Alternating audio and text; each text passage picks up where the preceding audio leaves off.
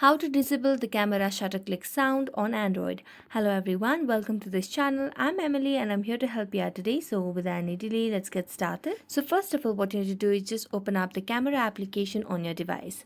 As you tap on that, you can see the hamburger icon at the top right corner of the screen. So tap on it and then here you'll be able to see different options over here.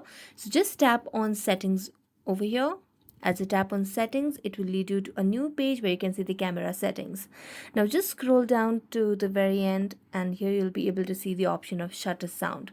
So right now it's toggled on, so which means that whenever you click the photo or click the camera option, you'll be able to hear the shutter sound. Now you need to disable it, just toggle this off and you will be able to disable the camera shutter click sound on Android.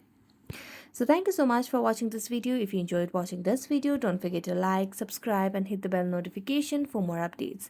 That's it for today and see you next time.